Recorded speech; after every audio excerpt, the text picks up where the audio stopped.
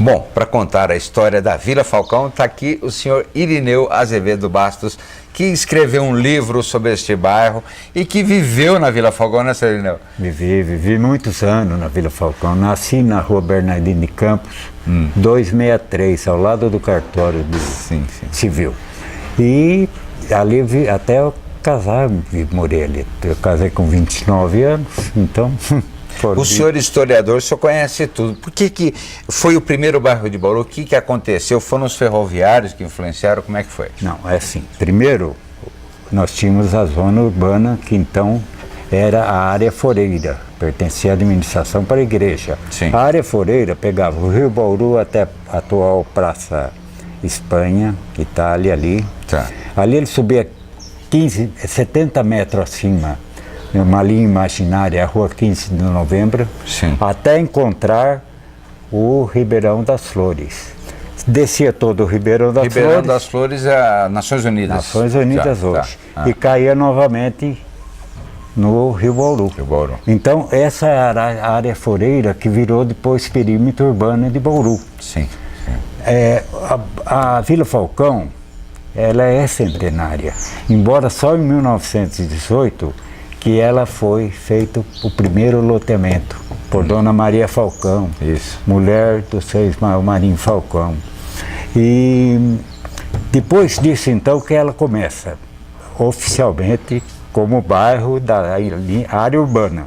Só que, quando começou a Noroeste, já do lado dos trilhos, a própria administração fez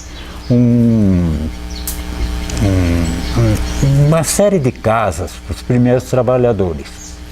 E, naturalmente, se você for hoje na Vila Falcão, ainda hoje, mais de 100 anos depois, perguntar, ou é neto, ou é filho, ou é cunhado de um ferroviário. Tem uma ligação. Minha casa, meu pai eram 8 irmãos, 4 trabalhavam na ferrovia. Olha só. A Vila Falcão pro lado de cá, e concomitantemente, sem ainda ser oficializada, a Vila Quase, que é o outro lado da linha. Dos eventos que aconteceram na Vila Falcão, quais os que o senhor lembra, coisas antigas para falar para a gente? Ah, tem muita coisa boa. Por exemplo, nós tínhamos a Corrida da Fogueira.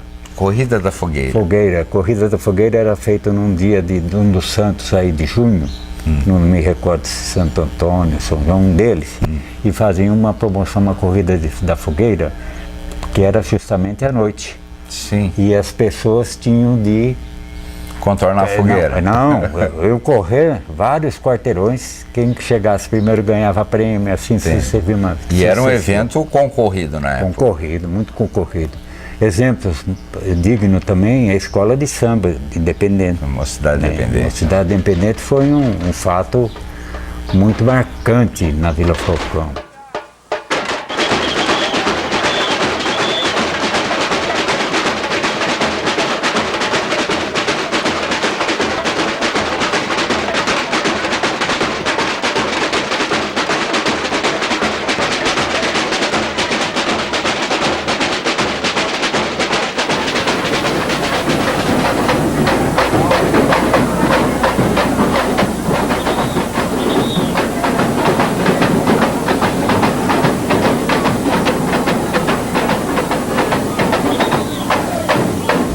Eu acho que outro fato muito marcante foi a Confiança.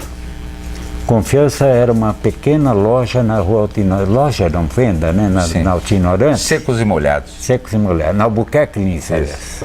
E no quarteirão seguinte, depois ela começou com o supermercado. Exato. Depois virou essa potência que é.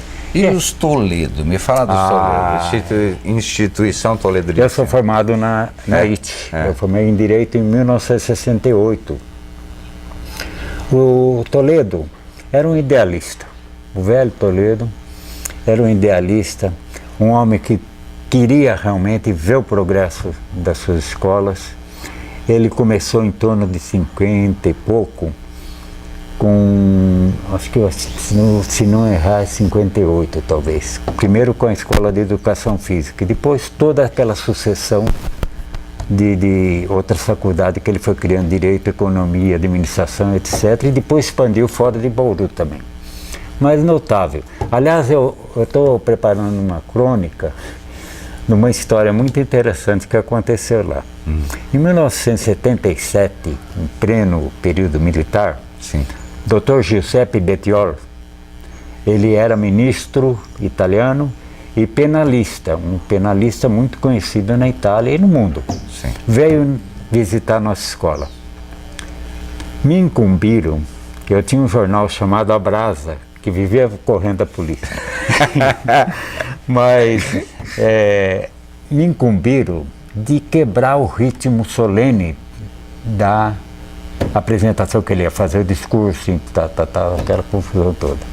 O que eu fiz? Fui no Dr. Baldo Chiappa, que era o vice, e levei o nosso hino de direito. Estudante de direito é um bravo e nunca foi escravo de tirano nisso não. Por isso, e vai por aí afora. E levei e ele fez. Então houve a solenidade quando os colegas meus, que estavam com os folhetos, com a letra em italiano, iam recebendo e falaram, a hora que alguém subir no teatro e começar a reger, vocês cantem junto. Sim. E cantamos. O que aconteceu depois? Terminado, primeiro começou solene, tudo aquilo, e aí nós finalizamos a festa.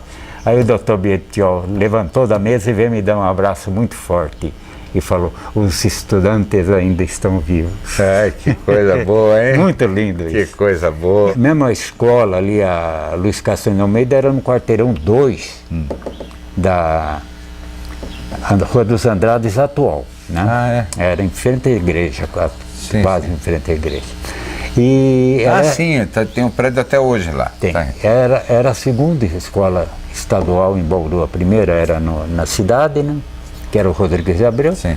E ela começou lá em 1925. Quando eu estudei lá em 1947 em diante, nós tínhamos metade da escola em tijolo, metade em madeira. Olha só. Então, e uma coisa muito importante para a época, antes de entrar todo dia no pátio, reunia-se e cantava algum hino. Ah, o hino nacional. Ou olha. nacional, ou da bandeira, ou da independência, cantava um hino para depois ir para a aula. Então a criançada estava afiada com os hinos, né?